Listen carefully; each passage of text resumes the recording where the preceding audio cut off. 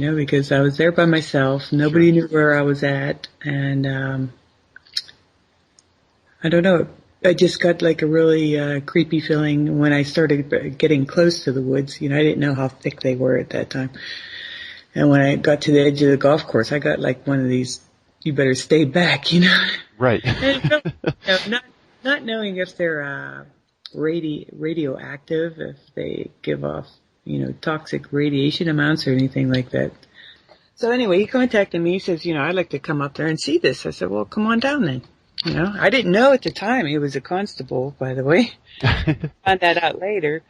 And as soon as we got to the golf course, he had his girlfriend with him, and we're standing around. There was another guy, a pilot from Georgia, was there also. And as we're standing there, he sees, a white ball. It was a white one. Went over our heads, went up the golf course along the edge of the top of the trees. And we went running after it with our cameras and stuff. And it went around the bend, and then we couldn't see it anymore. And then all of a sudden we saw this white streak. I mean, it was fast, like a flash, and all of a sudden across the golf course, several hundred yards, flash, flash, flash like a plane. So that was actually his first taste of it, Which is always fun to see other people have, right? Well, actually, before we even got there, when I pulled up on him, there was a golden ball of light one hovering across the road from where this golf course is.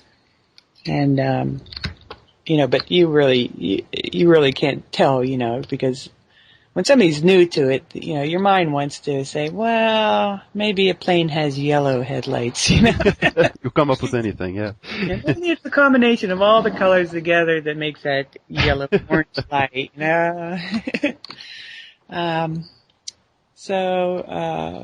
that was the good taste of seeing, because I had not seen that streak. I had seen instantly appearing flashing plane lights and couldn't figure out where they'd come from before. And I had got that. In fact, I'd seen all kind of flashes in the sky that I couldn't figure out where it came from. That's why I got that Clover surveillance cam that I put up on my roof, because it had super low lux capability, and it goes automatically infrared at night, and I can record off it. Because we kept seeing rendered flashes in the sky, on the tree line, we're in a hot tub. And I was like, well, either we both have a brain tumor, or, or there's something weird going on here, because, we had seen a lot of meteors and fireballs in the previous year. I'm like, I was a sky watcher all my life, I got to see a couple dim streaks for a million mosquito bites. That's all I would get, right. Dim streaks. So it just didn't, just seemed like something odd is going on.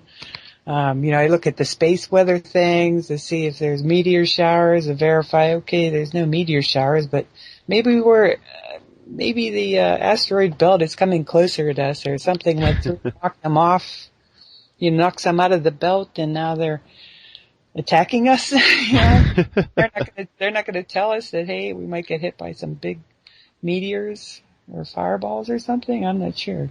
So the constable ended up going into the woods trying to go after him, right? Yeah, there's a Comcast cable line that runs through that woods, and you can't just walk in there, by the way. Whenever they cleared it for the cable line, they just pushed a bunch of trees, heavy wooded trees, just out of the way. So there's big walls of dead trees, piles everywhere, and jagger bushes all over, with thorns on them. But anyway, so we could see them with the Generation 3 scope. We could see them, that there was, a couple of things in the woods by the power line, like on the other side of the power line, cable line, which is, as I measured it, about 150 feet from the golf course edge.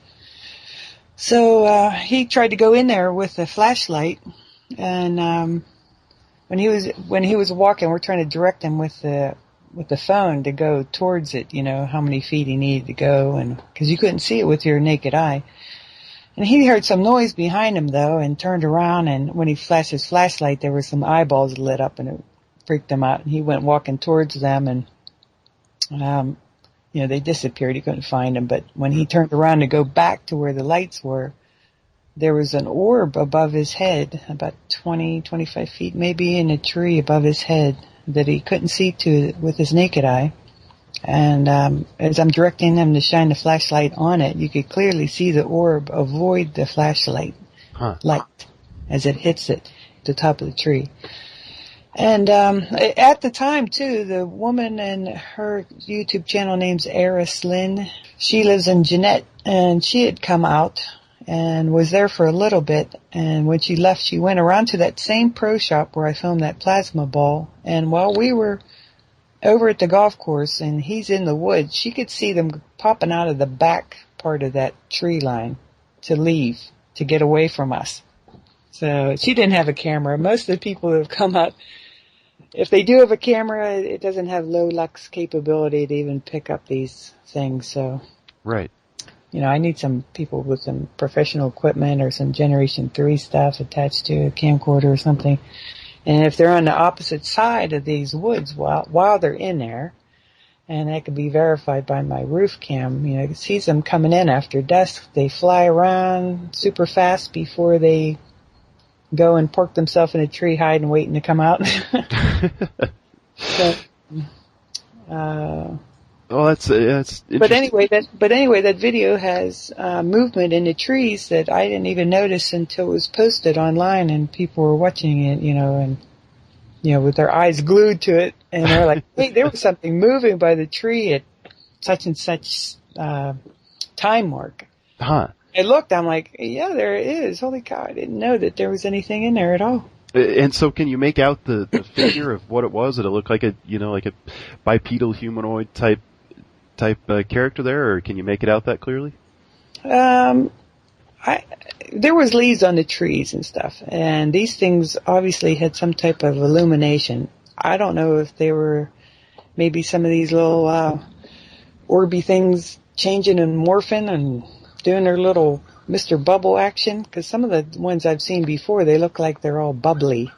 They look like a bunch of bubbles all together and stuff. Huh.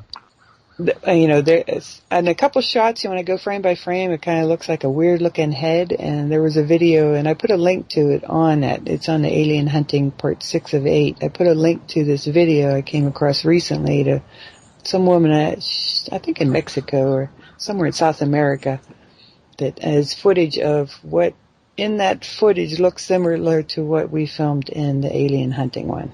Huh. It's got some crazy shape on it.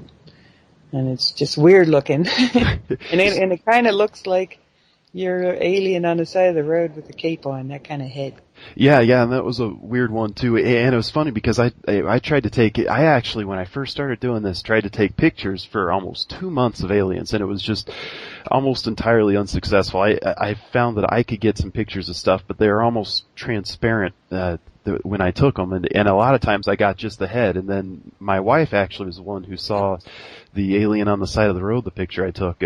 Pointed it out of there because it was just kind of hanging out in the corner, and I was, they've got clothes, that's it. And I actually found Dr. Jonathan Reed's story after that, and it says that apparently he killed one of them, but he explains the clothing almost exactly like it looks in some of those pictures. So that must be why we only get the head sometimes, as the black clothing blends in. But well, yeah, I saw that Dr. Reed stuff. I think it's very interesting, and the way that thing looks, you'd have to be really good to fake that. So I'm thinking that's probably true.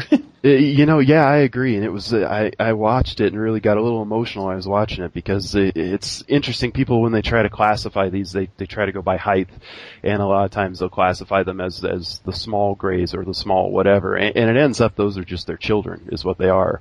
And so it sounds like it was kind of a sad deal that they were down here doing whatever they do. I don't fully understand what they do. And from what I got, it's his dog tried to attack it or something. And yeah, it bit the arm, and then it violently, and then it ripped the dog's lower jaw off and pulled it into a pile of dust or something. So yeah, seeing things like that, and then seeing that one that I filmed shooting that laser on October 10th, I wasn't, I don't think I'd just go run up on these guys.